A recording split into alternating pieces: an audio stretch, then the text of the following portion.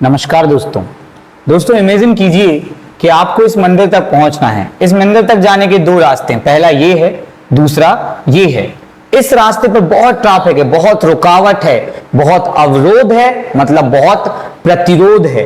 लेकिन इस रास्ते पर रुकावट ज्यादा नहीं है, तो आप कौन सा रास्ता चूज करेंगे? निश्चित ही जिस पर रुकावट ज्यादा नहीं है। ऐसा ही कुछ इलेक्ट्रॉन करते हैं जब वो धारा का प्रवाह निर्मित करते हैं। इसको हम एक परिपथ के द्वारा समझते हैं। सपोज ये एक प्रतिरोध है G जो कि बहुत हाई है, एक दूसरा प्रतिरोध है S जो बहुत ही लो है। अगर मान लीजिए यहां से धारा आई है I बराबर 100 एम्पियर, एक एग्जांपल दे रहा हूं मैं आपको, तो ये बहुत सारे इलेक्ट्रॉन आ रहे हैं, तो मैक्सिमम इलेक्ट्रॉन ज्यादा प्रतिरोध वाला रास्ता नहीं चुनेंगे, कम प्रतिरोध वाला रास्ता चुनेंगे। तो ऐसे में मैक्सिमम इलेक्ट्रॉन कम प्रतिरोध से निकल जाएंगे और 100 एम्पियर धारा का अधिकांश भाग इसमें से निकल जाएगा। एक एग्जांपल के लिए मान लेते कि 98 इसमें से निकल गया और 2 इसमें से।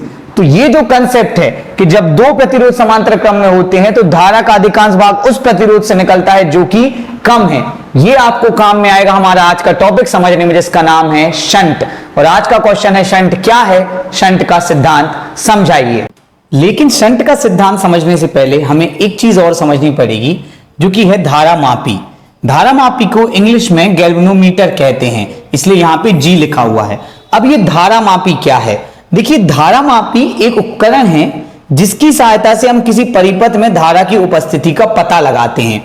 जैसे हमारे पास एक तार है, हमको पता करना है कि इसमें धारा प्रवाहित हो रही है कि नहीं हो रही, मतलब तो हम क्या करेंगे, इसको धारामापी के साथ जोड़ देंगे। अब अगर इस तार में धारा प्रवाहित हो रही है तो धारामापी की कुंडली में विक्षेप होगा और हमें पता चल जाएगा कि इसमें धारा प्रवाहित हो रही है। अब देखते हैं कि इसके अंदर क्या है। इसके अंदर बेसिकली एक चुंबक होती है जिसके N और S ध्रुव अवतल बेलनाकार कटे होते हैं। बीच में ये सिलेंडर दिख रहा है, इसको बोलते हैं क्रोड, नरम लोहे का बना होता है। इस क्रोड के ऊपर ये कुंडली लपटी हुई है तांबे की। इसके साथ दो स्प्रिंग लगी हुई है, एक स्प्रिंग में लिखा है प्लस, एक स्प्रिंग में लगा है माइनस। तो हम इससे सोर्स जोड़ेंगे, जो भी बैटरी का प्लस माइनस होता है, उससे धारा आएगी स्प्रिंग से कुंडली में। कुंडली में जब धारा प्रवाहित होगी तो उसके चारों ओर चुंबकीय क्षेत्र उत्पन्न हो जाएगा। ये चुंबकीय क्षेत्र है, चुंबक के चुंबकीय क्षेत्र से इंटरेक्ट करेगा तो कुंडली पर एक बल युग्म लगेगा, जिस कारण कुंडली घूमेगी। कुंडली अगर घूमती है तो कुंडली के साथ एक निडल लगी हुई है, ये निडल भी घूमेगी। ये वही निडल है जो आपको बाहर दिखाई दे रही है। तो धारा प्रवाहित होगी, कुंडली घूमेगी, निडल घूमेगी और आपको चल जाएगा पता कि धारा प्रवाहित हो रही है। कितना अच्छा उपकरण है। तो फिर प्रॉब्लम क्या है? प्रॉब्लम यह है कि उपकरण अत्यंत सुग्राही है। सर ये सुग्राही क्या होता है? सुग्राही को इंग्लिश में बोलते हैं सेंसिटिव। थोड़ा सा कुछ बोला रोने लग गए, थोड़ा सा कुछ बोला बुरा लग गए, ये होते हैं मनुष्य सेंसिटिव। लेकिन ये सेंसिटिविटी थोड़ी अलग है। होता क्या है कि आपने इसमें से थोड़ी धारा प्रवाहित करी और इसमें पूर्ण विक्षेप आ जाता है, पूर्ण निडल घूम जाती है। यदि हम इसमें अधिक धारा प्रवाहित करें तो दो प्रॉब्लम हो सकती हैं। पहली प्रॉब्लम यह है कि ये जो निडल है, इसको हिंदी में हम कहते हैं संकेतक, ये संकेत देता है ना घूमने कर कि भाई धारा प्रवाहित हो रही। ये इस अवरोधक, ये दिख रहा है आपको, ये आखिरी जो पॉइंट है, इस अवरोधक में जोर से टकरा के टूट सकता है। टूट नहीं सकता और थोड़ा बहुत मुड़ तो सकता ही है, फिर मुड़ जाएगा तो अगली बार रीडिंग गलत आएगी। दूसरा और इससे भी खतरनाक, इसके अंदर जो कुंडली होती है वो गर्म होकर जल सकती है और आपका पूरा इंस्ट्रूमेंट खराब हो सकता है। तो कौन बचाएगा इंस्ट्रूमेंट को? इस इंस्ट्रूमेंट को बचाएगा हमारा आज का हीरो, जिसका नाम है शंट। तो शंट क्या होता है? शंट कुछ नहीं होता है। शंट वास्तव में एक अल्प प्रतिरोध का तार होता है। ये धारामापी है, इसके साथ हम समांतर क्रम में एक बहुत अल्प प्रतिरोध का तार लगा देंगे, बहुत ही अल्प। तो जब धारा आएगी तो धारा ज्यादा प्रतिरोध में आके अधिकांश भाग कम प्रतिरोध में से निकल जाएगा और हमारा धारामापी सुरक्षित बच जाएगा।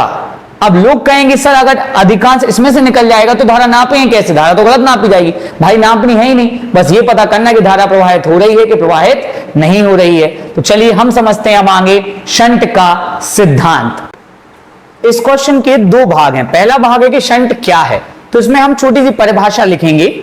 हम लिखेंगे कि चल कुंडली धारामापी अत्यंत सुग्राही होता है, इसमें थोड़ी ही धारा प्रवाहित करने पर बहुत अधिक विक्षेप होता है। यदि इसे सीमा से अधिक धारा दी जाए तो इसकी कुंडली जल सकती है। इस क्षति से सुरक्षा के लिए चल कुंडली धारामापी के साथ कौन से क्रम में बच्चों? समांतर क्रम में एक अल्प प्रतिरोध का तार लगा दिया जाता है। इस अल्प प्रतिरोध के तार को ही हम शंट कहते हैं।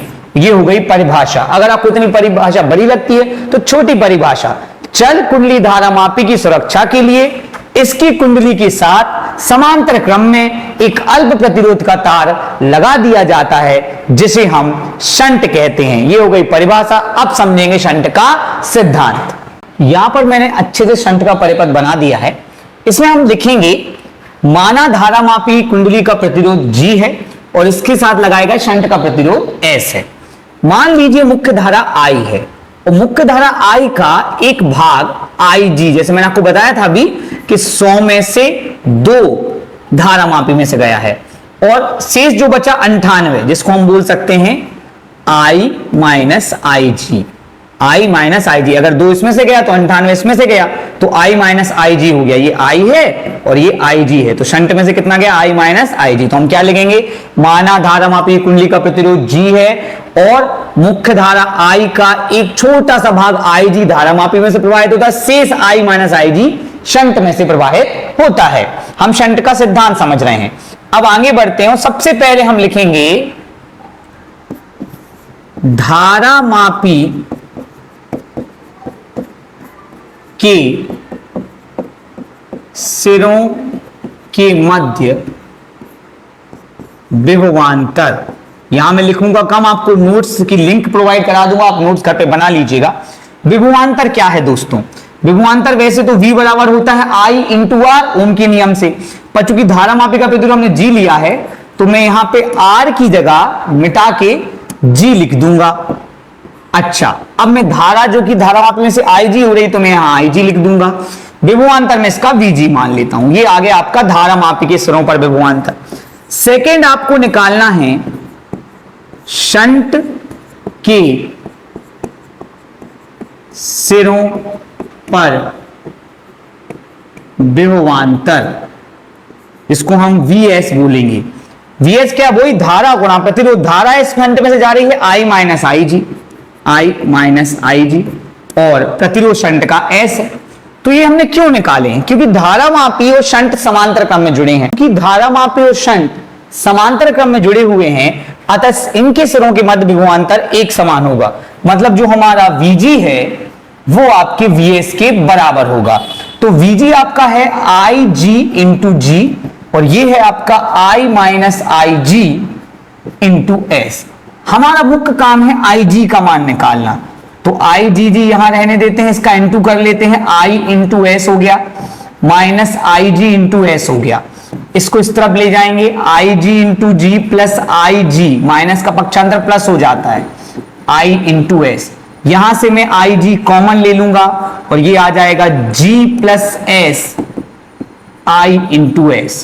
तो यहां से अगर मैं IG की वैल्यू निकालना चाहूं तो वो आ जाएगा I into S upon G plus S। पर ये यहां खत्म नहीं हुआ है। हाँ, ये धारा मापी में से प्रवाहित होने वाली धारा का व्यंजक है, पर हमें ये एक्चुअल में पता क्या करना है? हमें एक्चुअल में पता ये करना है दोस्तों कि हमें धारा मापी में से कितनी धारा सुरक्षित रूप से बहा सकते हैं। सपोज मेरे पास 100 एम्पियर की धारा आ सकती है मैक्सिमम, जो मेरी आई है, और मुझे पता है कि मेरा धारा मापी जो है वो किसी भी कीमत पे 5 एम्पियर से ज्यादा झेल नहीं सकता। एक एग्जांपल दे रहा हूं, वो तो माइक्रो एम्पियर में झेल पाता है। तो मैं क्या करूंगा, 100 में 20 का भाग दे दूंगा, तो भाग देने पे 5 आ जाएगा। तो मतलब मुझे 20 गुना धारा कम या मुख्य धारा का 20वां भाग, मुख्य धारा का 20वां भाग धारा मापी में से प्रवाहित करना है। तो यही मैं मुख्य पता करना, तो मुझे कितना भाग प्रवाहित करना है। तो मैं यहां पे लिखूंगा माना धारा मापी में से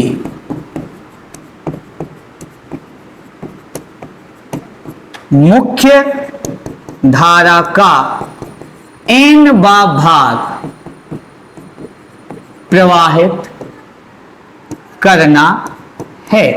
इस चीज को मैं मिटा देता हूं जो मैंने समझाने के लिए लिखी थी। n वां भाग प्रवाहित करना है, मतलब जो IG है आपका, उसको मैं लिख लूंगा I upon n, I upon n, और ये सब ज्यों का त्यों रहेगा, I into S upon G plus S। अब I से I यहां पे कैंसिल हो जाएगा, तो क्या बचा दोस्तों, 1 अपॉन n बराबर S upon G plus S।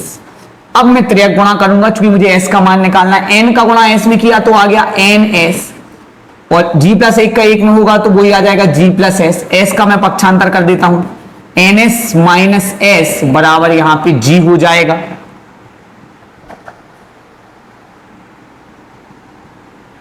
अब मैं यहां से S कॉमन ले लूंगा, n minus 1 is equal to G, तो S बराबर G अपॉन n माइनस 1। अब बस इसके बाद एक लाइन लिखना है कि यदि धारा मापी में से मुख्य धारा का nवां भाग प्रवाहित करना है तो शंट को धारा मापी के प्रतिरोध का n माइनस 1वां भाग लेना चाहिए। यही शंट का सिद्धांत है। इसको लिखाएंगे पेपर में कि यही शंट का सिद्धांत है। अब इसको और डीपली समझने के लिए कि क्या मतलब है इसका, इस न्यूमेरिकल पे ध्यान देते हैं कि एक धारा मापी की कुंडली का प्रतिरोध 99 ओम है, ठीक है। इससे मुख्य धारा का 10% भाग प्रवाहित, जैसे मैं अभी कह रहा था ना 25 का भाग दे रहा था, 20 का भाग दे रहा था, केवल 10% जाना चाहिए धारा मापी में से, बाकी सब शंट में से निकल जाए। धारा मापी 10% ही झेल सकता है, तो 10% भाग प्रवाहित हो, इसके लिए आवश्यक शंट का मान निकालना है। तो सबसे पहले दोस्तों हम लिख लेंगे कि धारा मापी का प्रतिरोध G बराबर 99 ओम। प्रश्नानुसार धारा मापी में से मुख्य धारा का 10% भाग ही प्रवाहित होना चाहिए। तो यहां पर मैं लिखूंगा IG बराबर I का 10%, 10% माने 10/100। अगर मैं इसको कैंसिल करूं तो IG बराबर आपका आ जाएगा I/10, अर्थात n बराबर आपका 10। मैंने लिखा था ना I/n, IG को I/n, तो n आपका 10 हो गया। अब मैं लिखूंगा शंट का मान। शंट का मान का हमने सूत्र अभी बताया कि यदि धारा मापी में से मुख्य धारा का nवां भाग प्रवाहित करना है तो शंट का मान धारा मापी का n-1वां भाग होना चाहिए। तो बच्चों धारा मापी कुंडली का प्रतिरोध 99 ओम। मैं यहां पे n का मान 10 रख देता हूं, 10 - 1 आपका 9 आ जाएगा, 99/9 आपका हो गया 11 ओम। तो यदि आप चाहते हैं कि इस धारा मापी में धारा का 10% भाग धारा मापी से निकले, बाकी शंट में से निकल जाए, तो आप शंट का प्रतिरोध लीजिए 11 ओम, जो कि निश्चित धारा प्रतिरोध से कम है। तो दोस्तों आशा करता हूं कोई टॉपिक बहुत अच्छा समझ में आ गया होगा। इसको प्रिपेयर करिए, एग्जाम के लिए बहुत इंपॉर्टेंट है। और साथ ही साथ मेरे चैनल को सब्सक्राइब कर दीजिए, और अगर आपको वाकई इस वीडियो में बहुत अच्छा समझ में आया है तो एक लाइक दे दीजिए। Thank you.